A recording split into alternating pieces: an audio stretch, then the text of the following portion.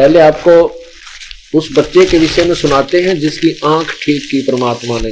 आप देखिए, कबीर परमात्मा कहते हैं, वेद हमारा भेद है, मैं मिलूं वेदन से नाही, और जौन वेद से मैं मिलूं वो वेद जानते नाही। अब वो परमात्मा कबीर है जिसके विषय में वेद अपने बता रहे हैं।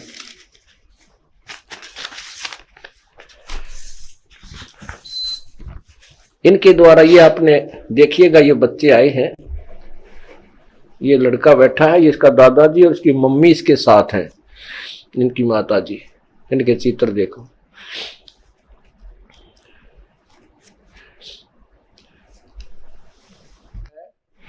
इसकी देख बेटा, ऊपर कैमरे का नहीं देख, इसकी आंख देखो कितनी स्वस्थ और साफ है। उधर देख बेटा लाइट का की तरफ, ये देखो, बस ये दोनों, ये बिल्कुल स्वस्थ है अब ये बच्चा। अब देखना, इन्होंने अपनी आप बीती मुझे लिखकर दी है, क्योंकि ये खुद भी बताना चाहे तो बताएंगे। अब सुनिएगा, ये इसके दादाजी बैठे बच्चे के, ये इसकी मम्मी और ये बच्चा। इन्होंने अभी नाम लिया था, परमात्मा की शरण ग्रहण की थी इन बच्चों ने, इस बच्चे के माता पिता ने। और उसके बाद क्या हुआ कि इस लड़के का चाचा जो नाम नहीं ले रखा उसने, इसके माता पिता ने नाम ले रखा, उपदेश परमात्मा का भी दिया है।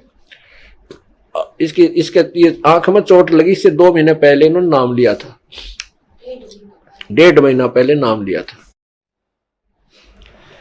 तो इसका चाचा लकड़ी काटता था, लकड़ी को फाड़ रहा था, बांधने के लिए ठीक कर रहा था। लकड़ी का टुकड़ा उठ गया और इस बच्चा वहीं खेल रहा था, आंख में जा लग गया, इसकी आंख में लग गया और आंख का मांस फट गया बराबर पे, राइट साइड वाली का। अब इन्होंने क्या बताया है, ये मैं आपको पढ़ के सुनाता हूं। मैं सतीश पुत्र सूरजमल, गांव बधौड़ कहे जिसको, जिला हिसार का रहने वाला हूं। मैं अपनी आप बीती लिख रहा हूं। मैं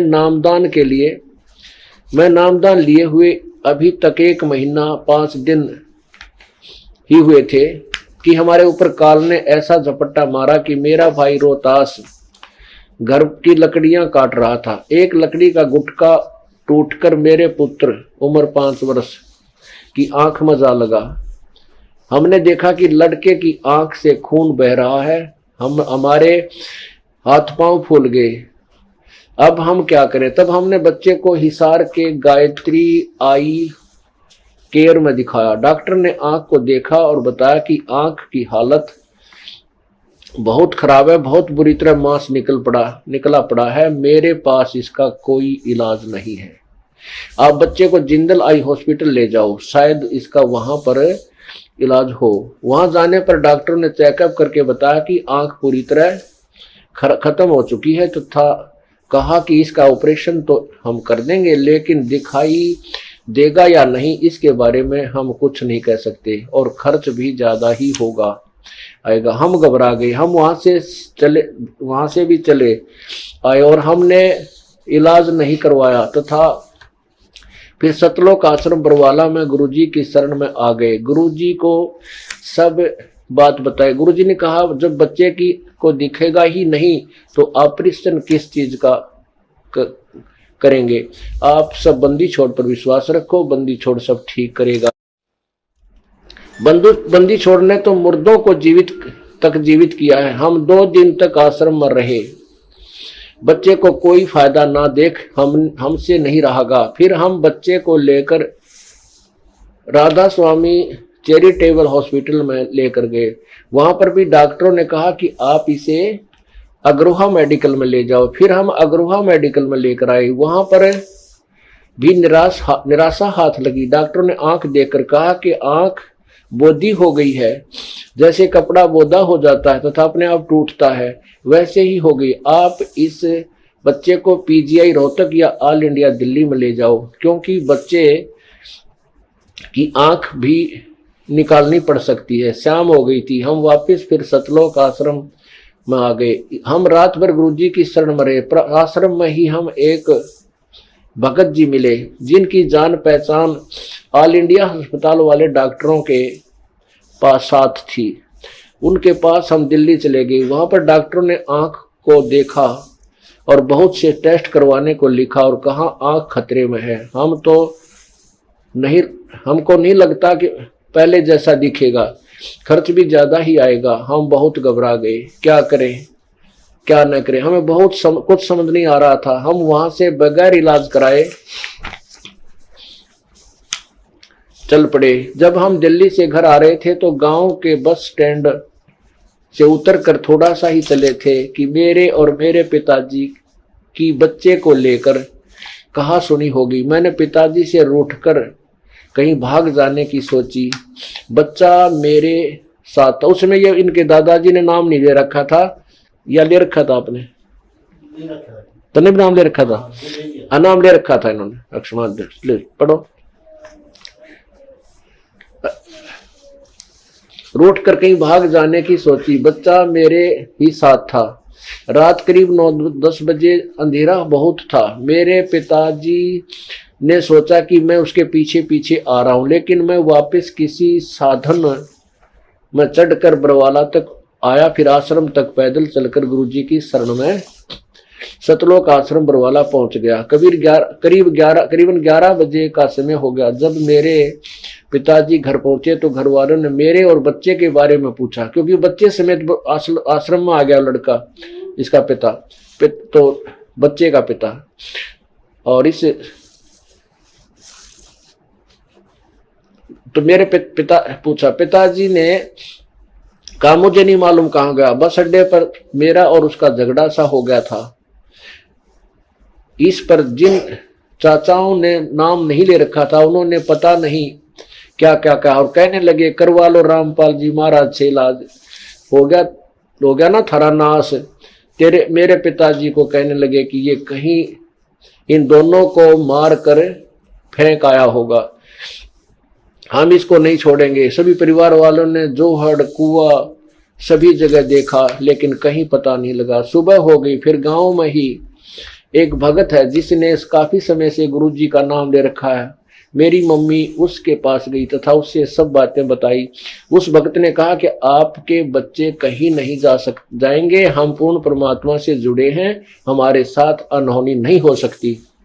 फिर उस भक्त ने आश्रम में फोन किया तथा डॉक्टर कृष्ण और रामफल भगत जी से बात की। उन्होंने बताया कि वे दोनों आश्रम में हैं, गुरु जी की चरणों में सुरक्षित हैं।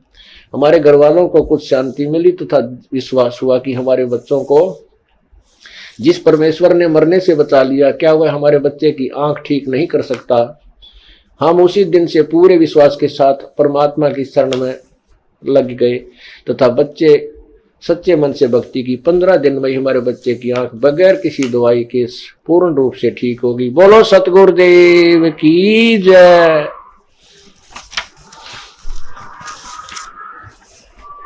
बंदी छोड़ कबीर साहेब की जय।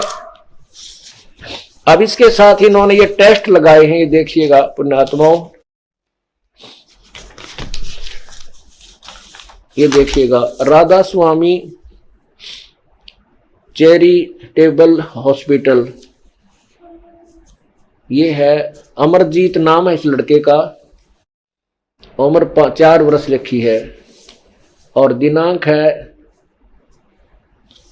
ये है दिनांक 14/11 जी 2008। और ये है राधा स्वामी चैरिटेबल, वही उसी के आगे बहुत सी टेस्ट हैं। ये Jindal hospital, Jindal institute of medical sciences, उसमें भी गए ये है आई केयर, गायत्री आई केयर इंस्टीट्यूट हिसार में, यहां भी दिखाया। पुण्यात्माओं, एक गरीब, इन्होंने अब देख लिया कि सब डॉक्टर विनाट लिए। वैसे क्योंकि जब पुराने भक्त होते तो इतना अविश्वास भी नहीं होता, फिर भी अच्छा किया इन्होंने, क्योंकि आंख का मामला था और सब डॉक्टरों की भी सलाह ले ली और डॉक्टरों ने भी हाथ खड़े कर दिए। दिखने की कोई गारंटी नहीं, आंख का ऑपरेशन कर देंगे, बदलनी भी पड़ सकती है। अब देखिएगा इन बच्चों का खड़े होकर आप अपना बताओ बच्चे। देखो ये बैठी बैठी बता देते हैं। कुछ बताना चाहेगी बेटी, बोलो कुछ बताना चाहेगी। जो मैंने बताया है ये सही है, देखो इसकी तरफ कर। जो मैंने बताया है ये सही है, तुम बताओ। इसके दादाजी, क्या नाम आपका? जो मैंने बताया ये ठीक है ना? हाँ, ये इसके, आपका क्या नाम है? उसको दे, सूरजमल ने। हाँ भाई, आपका क्या नाम है? सूरजमल। आप जो ये मैंने बताया पढ़ करिए, आपकी सही है ना ये? और कुछ कहना चाहते हो इसके विषय में?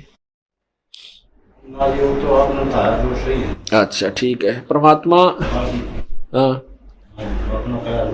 हाँ ठीक है।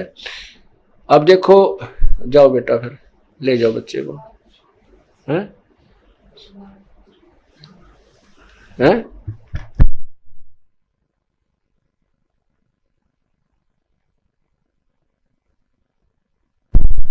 बच्चे की माँ कुछ बताना चाहती है, बोल बेटी। हाँ, अग्रवा हॉस्पिटल में ले गए बच्चे को। हाँ, जीव नला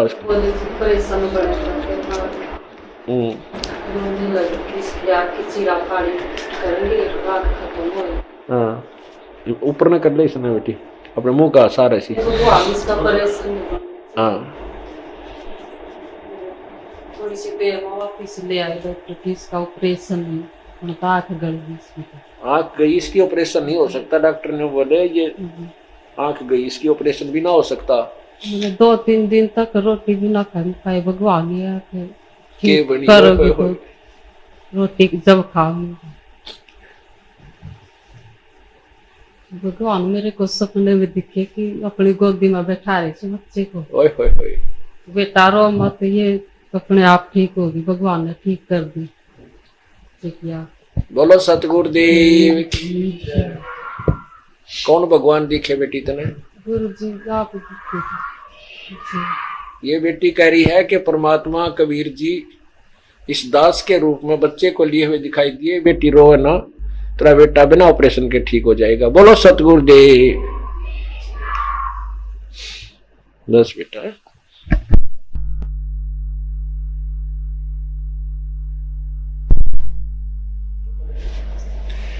अभी आपने इस दुखी परिवार की आत्म कथा सुनी। अब इस बच्चे की क्या जीवन था, एक आंख निकल जाती और देखो आज इसकी आंख कबीर परमात्मा ने स्वस्थ कर दी। इस कबीर परमात्मा ने स्वस्थ कर दी। और वेदों में भी यही प्रमाण देते हैं कि पूर्ण परमात्मा आपको दीर्घ रोग से भी बचाव कर देता है। आगे क्या कहा है?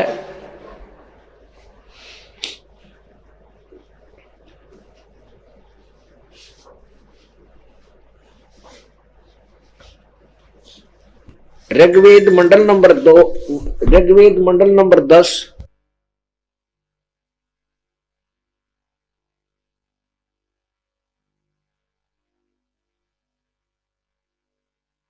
कबीर परमात्मा कहते हैं, अपनी महिमा आप बताते हैं कि संत सतगुरु शरण में आने से आई टले बला, और जय मस्तक में सूड़ी होवा काटे में टल जा।